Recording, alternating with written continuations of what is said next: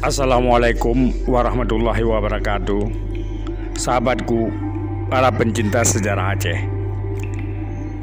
Kali ini kita berkisah tentang kisah satria Ule Balang Pamu Tengku Abe melakukan duel maut dengan Letnan J.H.J. Brejen.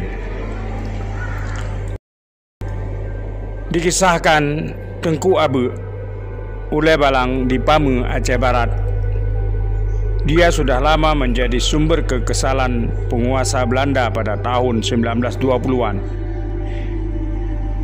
Tengku Abe dicurigai membantu logistik pejuang, tetapi ia selalu pintar mengelak tuduhan.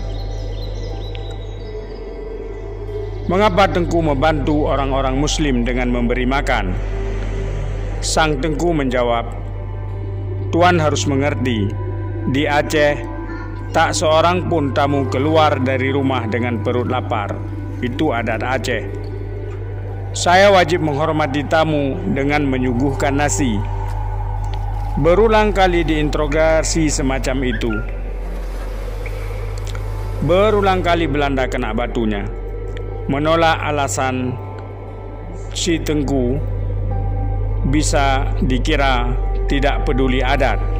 Padahal pemerintah kolonial tegak justru dengan cara dan legitimasi menjunjung adat. Pernah Tengku Abe menyindir dengan lembut, "Tuan mesti tahu, di negara kami, para musafir kami ukur jarak dan lamanya mereka berpergian. Saya tidak boleh bertanya apa dia seorang Muslim atau bukan, tetapi sebagai seorang yang beradab, saya wajib memberi bekal." Sejak Perang Belanda tahun 1873, pada tahun 1920-an mulai mantap.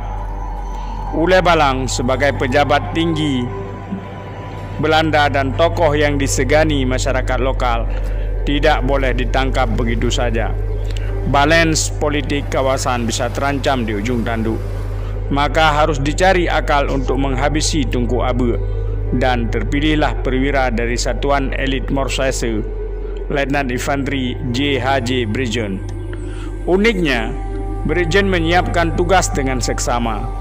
Diam-diam dia pergi ke Bandung belajar ilmu pedang, kemudian kembali ke Aceh. Dia mengundang Tengku Abe beradu tangkas menarikan pedang. Tengku Abe pun kontan menyanggupinya. Syaratnya yang kalah harus mati. Usul daripada Brejen, dan Tengku Abe pun menyetujuinya. Duel pun berlangsung.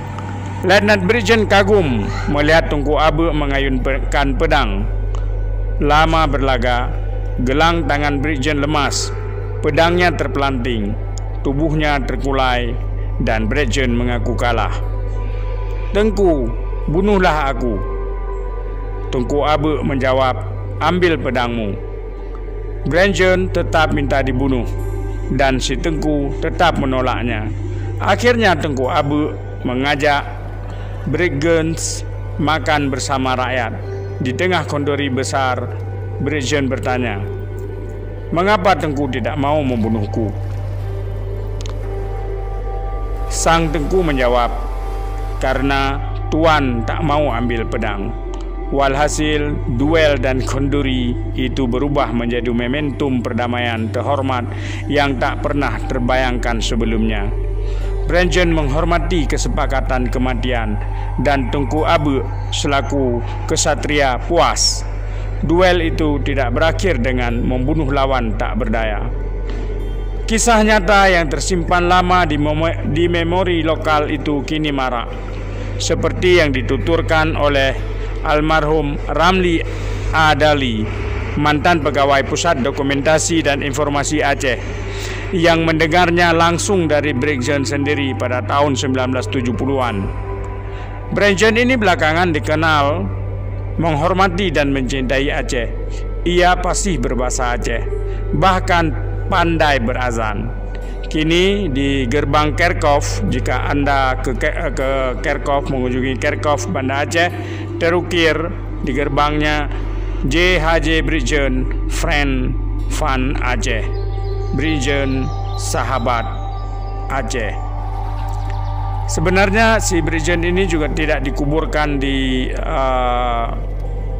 Kerkhof. Dia dikuburkan di Belanda, tetapi penanda monumennya ada di Kerkhof, Banda Aceh.